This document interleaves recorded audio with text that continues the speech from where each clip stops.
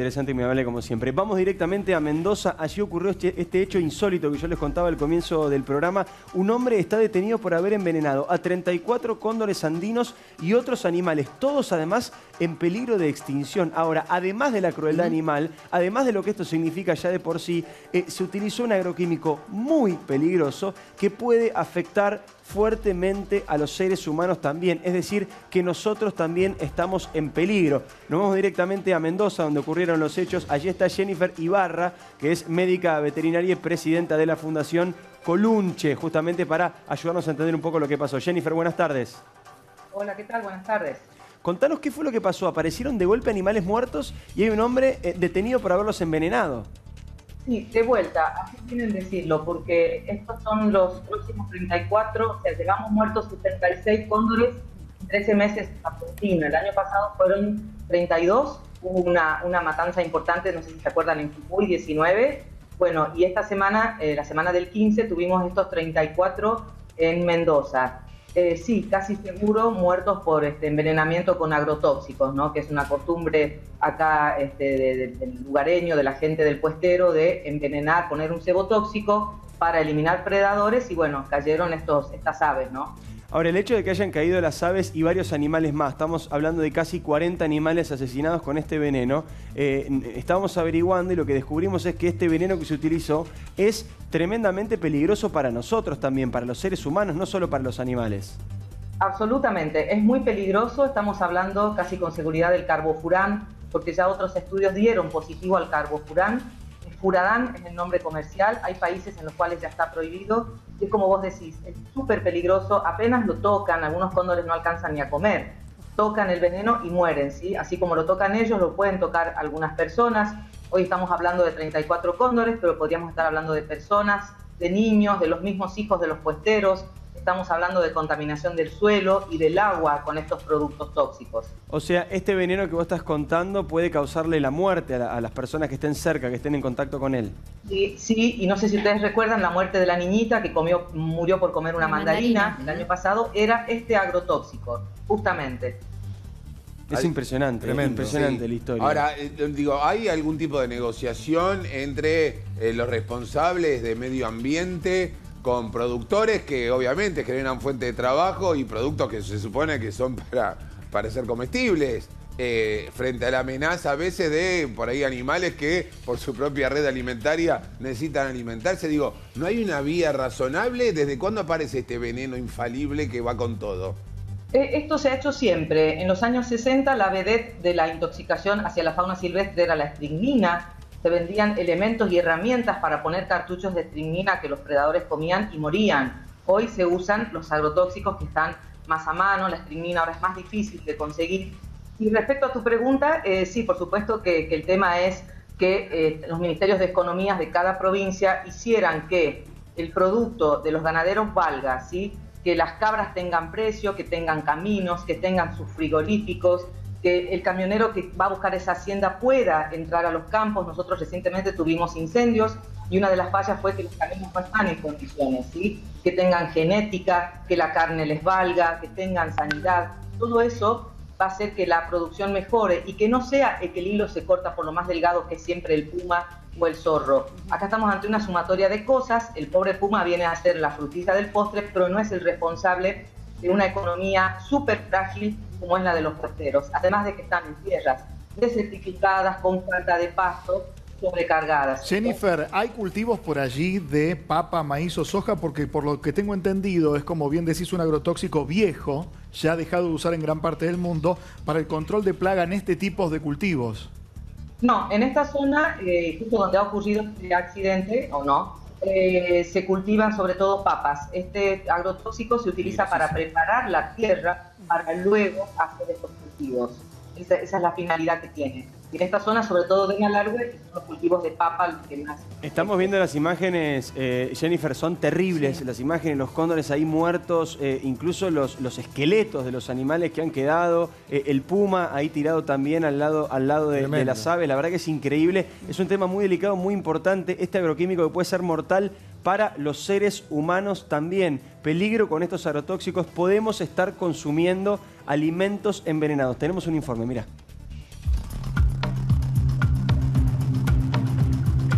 Según datos oficiales difundidos por el SENASA, el ente que se encarga de regular la calidad de los alimentos, más del 60% de las frutas y verduras que consumimos todos los días están contaminadas.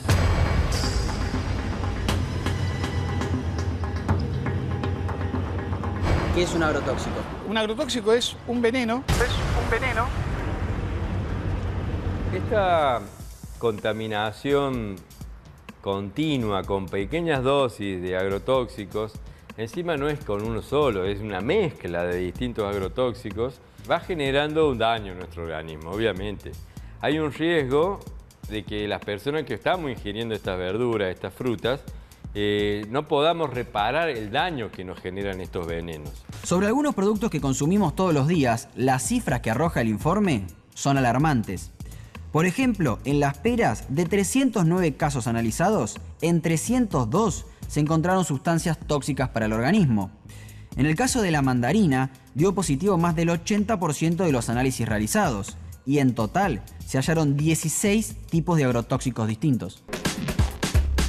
Entonces nosotros ingerir estos venenos, por más que sean en pequeñas dosis, va generando un daño. Muchos de los productos que ahora el SENASA dice que están presentes en la papa o en el tomate, son productos que se usan inicialmente para matar ratas. O sea, son venenos muy poderosos.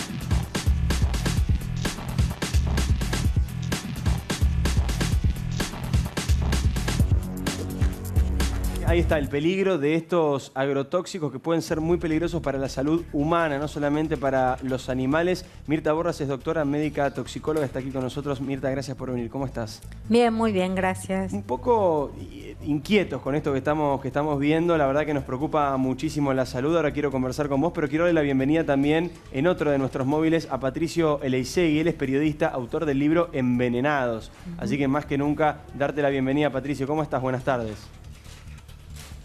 ¿Qué tal? Buenas tardes, gracias por la posibilidad de hablar de este problema, ¿no? No, por favor, arranco con Mirta, que está acá en el estudio. Estamos consumiendo alimentos que podrían estar potencialmente envenenados por agrotóxicos peligrosísimos.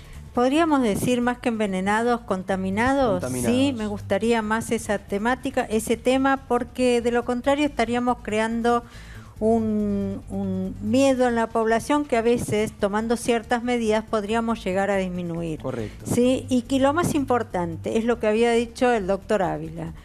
No es la cantidad que tenga cada alimento, sino el mal uso de los alimentos, la mala higiene es la que hace que pequeñas dosis vayan acumulándose. Y otra cosa que es importante, estamos hablando de contaminaciones ambientales, porque a pesar de ser tóxicos, sí contaminan el ambiente. Y algo muy importante para quedar claro, es que las contaminaciones, los procesos, las enfermedades normalmente en medicina nos enseñan que tienen un periodo de incubación, un periodo de estado, un tratamiento y un alta. En cambio, en las enfermedades ambientales, lo que existe son periodos de latencia. Y entonces tenemos que pensar que hay posibilidades que atraviesen generaciones el contacto que hoy tenemos con una sustancia y que le pueda ocurrir el riesgo o la enfermedad a cualquier generación de... Pero Mirta, perdón, no es tan fácil, digo, uno lavando, por ejemplo, un tomate... Es mucho más fácil lavar, a ver... Por eso digo, las medidas más simples son las higiénicas, las que uno sabe. Esto de, todos sabemos, todo es interesantísimo el libro que hizo el doctor, que me parece sumamente interesante, sobre todo para que todos estemos en conocimiento de todos estos datos. Pero lo más importante, ¿se acuerdan ustedes en la época del cólera cuando nos decían que teníamos que lavar las verduras de hoja con las gotitas de lavandina o 5 gotitas de vinagre? ¿Quién dejó de tener en su casa? A partir de ahí, será que yo soy mayor y entonces recuerdo esa fecha, un gotero con lavandina o con vinagre en el lugar donde uno va a lavar la verdura normalmente. Esto es algo que no debería perderse. Recordemos cómo es esa fórmula, Mirta, porque es importantísima. Sí. Son 1 o 2 gotas de lavandina por cada litro de agua. Por cada litro de agua, dejarlas en remojo 5 minutos, escurrirla y entonces uno las podría comer tranquilamente. Pero perdón, esto pasa también con las frutas, digo, las manzanas, las zanahorias, los tomates. Con todo. Uno tendría que tener una buena higiene de todo este tipo de cosas, sobre todo riesgo, no antes de guardarlas, sino antes de consumirlas, ¿sí? Porque antes de guardarla. Y antes de guardarlas seguramente podés romper alguna parte y entonces se te puede llegar a poner en mal estado teniéndola en reposo en una frutera o poniéndola... elimina el agrotóxico? Porque uno imagina, por ejemplo, el caso que acaban de denunciar del carbofurán, que se mete en la raíz y dentro del cultivo. El carbofurán es un carbamato, es un pesticida que se usa, que tiene... si lo tenemos que decir médicamente, un aspecto sistémico. ¿Cuál es su función? Actúa en toda la planta, desde la tierra, entra por las raíces y actúa en todo, salvo en los frutos. ¿Sí? Okay. Únicamente. Y sobre los animales que habían quedado los esqueletos, muchas veces se usan esos esqueletos embebidos, ¿sí? En carbofurán, para que las aves de rapiña y demás vayan y se coman realmente eso, y ahí se propaga exacto, el agrotóxico. Decíamos, en el móvil está Patricio Licey, que es autor de un libro que se llama Envenenados. Así que obviamente queremos escuchar también tu opinión, Patricio, de esto que estamos viendo. Insisto, yo veo las imágenes y me da mucha impresión. Vos que trabajaste el tema, ¿cómo lo ves? Sí, bueno, realmente es una consecuencia, por supuesto que trágica, ¿no es cierto?, de un uso primero irresponsable y obviamente descontrolado de sustancias sumamente peligrosas. Estamos hablando obviamente de un producto que causó, por ejemplo, la muerte de una nena en Corrientes el año pasado, porque se utiliza justamente para envenenar, para generar cebos, ¿no es cierto?, que comen después las especies que los productores consideran como plagas. Y bueno, lamentablemente tenemos un nivel de descontrol y de venta de estos productos que básicamente se hace de manera irrestricta. O sea, hoy uno puede ubicar, en muchos casos, ofertas de furadán, ¿no?, que es el nombre comercial del carbofurano, en redes sociales.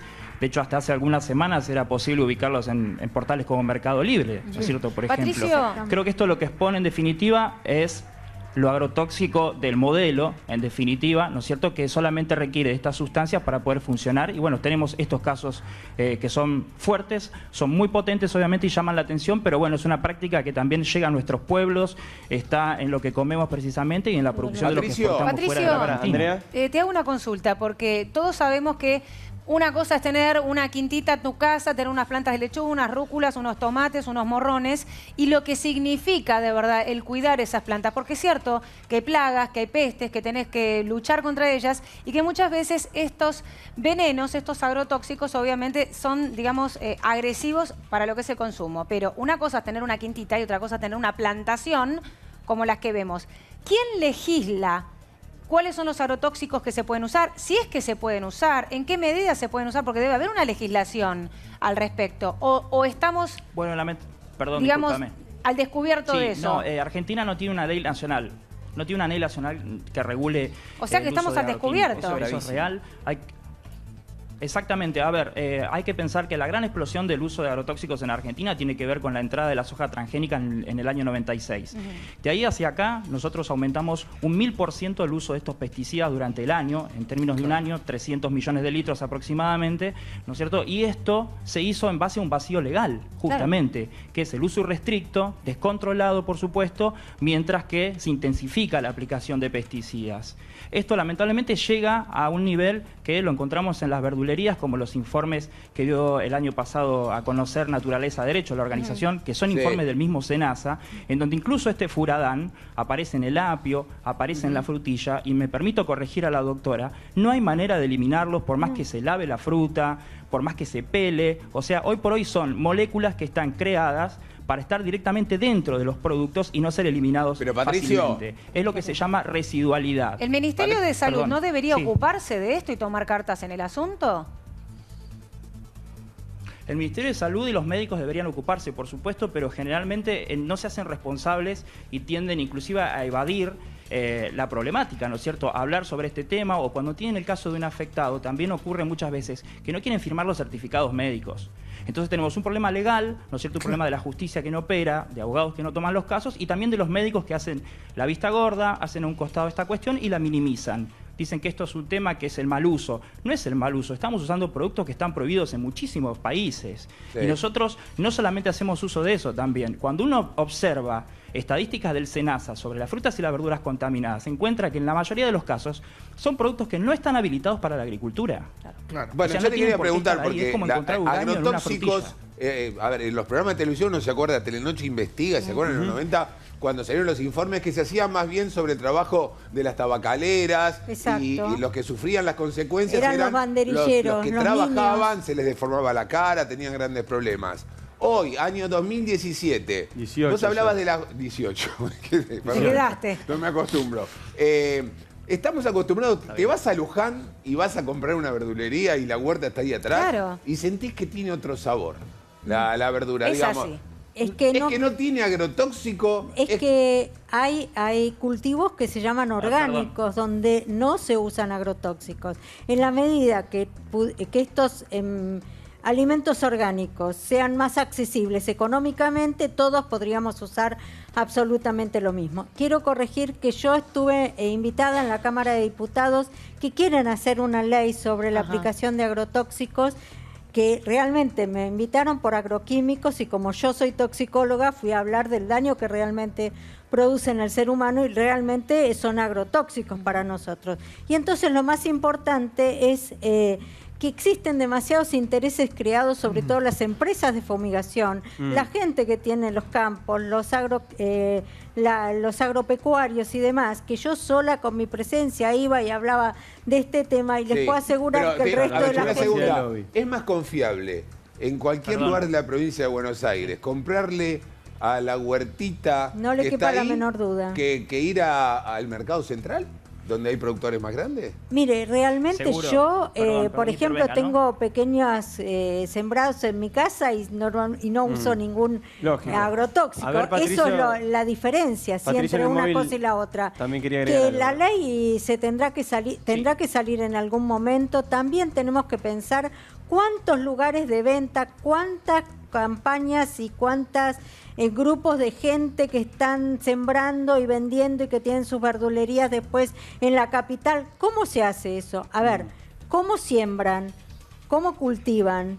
¿Qué es lo que usan? Eso tampoco está realmente muy claro. A ver, Patricio en el móvil quería agregar algo.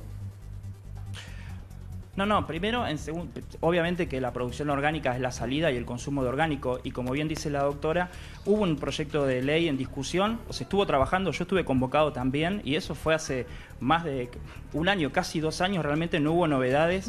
La realidad es que hubo un poder de presión del lobby de las compañías enorme para seguir utilizando este tipo de productos. En muchos casos se discute la distancia de fumigación, pero en ningún momento se pone en discusión el modelo agropecuario que estamos teniendo, que está sujeto a utilizar venenos para producir alimentos.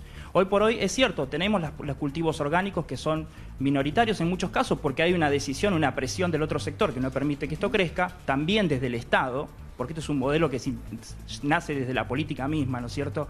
Pero también tenemos la ausencia de controles. O sea, hoy por hoy, ir a hacer un control en el cordón del conurbano donde se están generando frutas y hortalizas es prácticamente imposible. O sea, uno como periodista no puede ingresar en muchos casos a esas huertas, ¿no es cierto?, para ver cómo se está trabajando, y ahí es donde está la acumulación mayor de agrotóxicos a la par de la soja o del maíz. ¿no? Sumándome a lo que vos decís y lo que decía la doctora, los intereses, creo yo, si no, por favor, refutame, no tienen que ver solamente con las empresas.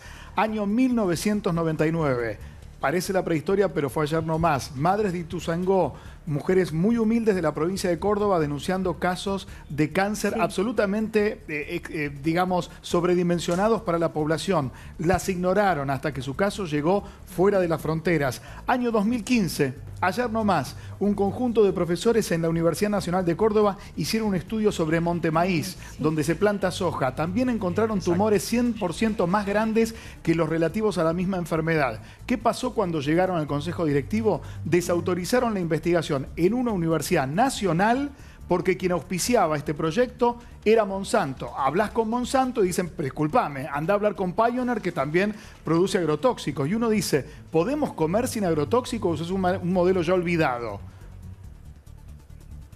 No, es tal cual, Luis. Aparte hay que pensar lo siguiente. En el caso de las madres de Ituzaingó, quien primero sale a refutar la posición, ¿no es cierto?, y también lo que se estaban exponiendo las mismas madres que estaban enfermas. en muchos de los casos fallecieron, algunas siguen estando con problemas de salud, viviendo en el mismo Ituzaingó, en la periferia de Córdoba. Quien refuta esta posición es el Estado, es el municipio, la ciudad de Córdoba, después se pliega a la provincia, inclusive el mismo gobierno nacional en un punto hizo la vista a un costado, ¿no es cierto? Entonces, realmente hay una decisión política de seguir fomentando este tipo de agricultura con estas consecuencias. Hoy nos sorprendemos, ¿no es cierto?, por esta cuestión de los 34 cóndores, que por supuesto que es una tragedia ambiental, pero esto está pasando todos los días en nuestros pueblos con indicadores de cáncer, como vos recién contabas, en el caso de Montemaíz, en San Salvador, en la provincia de Entre Ríos, capital nacional del arroz. De ahí viene el arroz que nosotros consumimos, tienen un 40% de muertes por cáncer. Hay 2 estudios de 2 universidades nacionales, La Plata y Rosario, que comprobaron que el problema es la utilización de pesticidas y los residuos sobre esa ciudad. Y así tenemos infinidad de casos. Y Patricio, ¿cuáles son? Nunca se pone en discusión. ¿Cuáles son, modelo, ¿no? ¿Cuáles son los casos, digo, no sé, cuáles son los alimentos que suelen estar más contaminados o con los que hay que tener más cuidado, digo, desde nuestro lugar, ¿no es cierto?, como consumidores, para por lo menos hacer algo al respecto? Bueno, lamentablemente tenemos que, o sea, debemos decir que hay que consumir más frutas y verduras, pero fíjense, el año pasado yo estuve con ustedes en el programa hablando de las estadísticas de SENASA, lo que decían al principio, más de la mitad de las frutas y verduras están llegando con contaminación con pesticidas. Y no digo que no es que esto no sea lo usual. El tema es que son productos que no están habilitados para la agricultura. Y el mismo Estado, a través del SENASA, dice, uy, qué sorpresa que tenemos. Miren lo que encontramos. Lo que no dicen es de dónde llega, un poco lo que decía la doctora, de dónde llega, cómo se produce, de qué manera eso llega al mercado central, por qué eso está ahí disponible para la comercialización, la llegada a las verdulerías y qué es lo que en definitiva estamos comprando nosotros, ¿no? Nunca sabemos si la mandarina envenenada, como pasó en el caso de Corrientes, es la que vamos a elegir mañana nosotros en la verdulería de la vuelta de casa. Bueno, hay algo que es importante y muchas veces la gente dice que pasa, por ejemplo, con los productos orgánicos que son tan caros. Más allá del vacío legal del que estamos hablando en este momento, hay una realidad. Si vos vas a hacer una quinta orgánica, no es lo mismo. Si vos ves que los tomates tienen arañuela roja, ponerte a limpiar hoja por hoja de cada planta de tomate con agua, con jabón, que ponerle un pesticida, que obviamente es una solución muchísimo más rápida y prácticamente instantánea.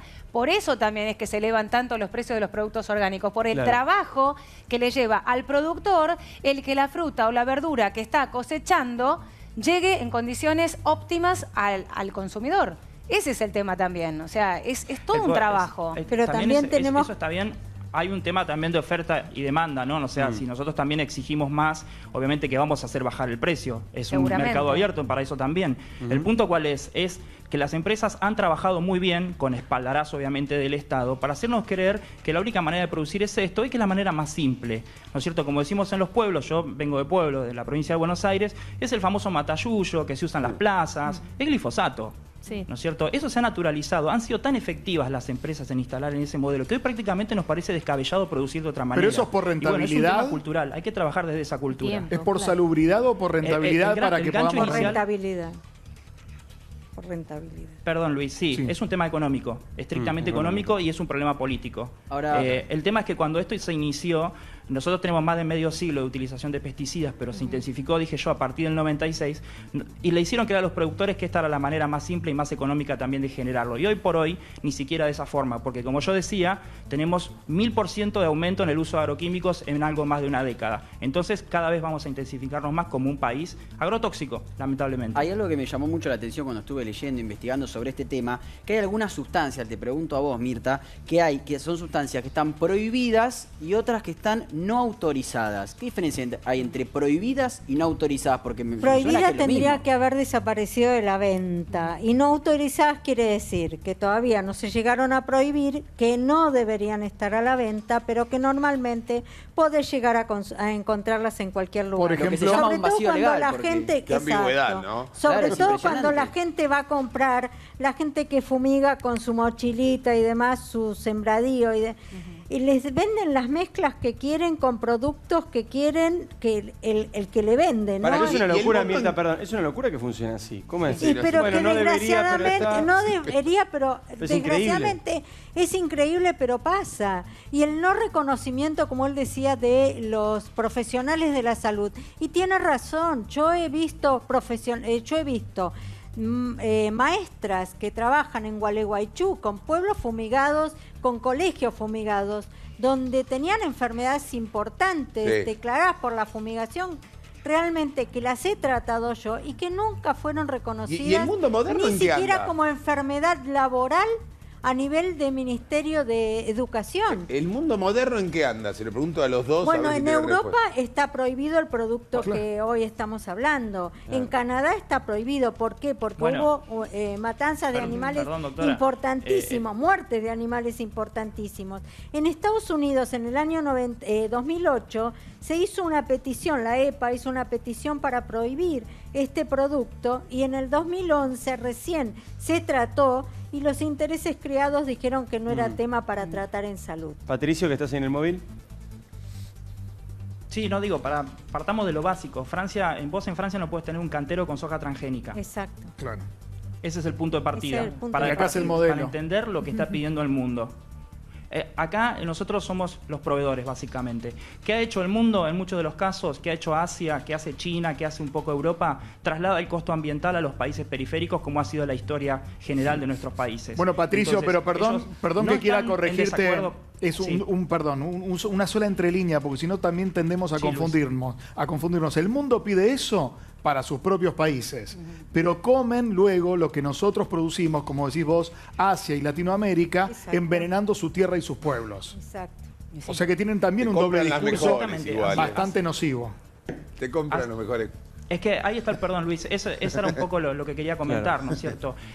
Francia tiene esta postura con los transgénicos, discute el uso de glifosato, pero no tiene problemas en comprarle granos a la Argentina, que están tratados con transgénicos. Claro. Perdón, que son transgénicos y están tratados con pesticidas. Claro, ¿no es que- cierto? que Es los un poco productos- la doble moral, Que por los así productos decirlo, ¿no? peligrosos los usen los otros países mientras ellos están protegidos con la legislación. Gracias por haber estado ahí, Patricio. Te mandamos un abrazo enorme.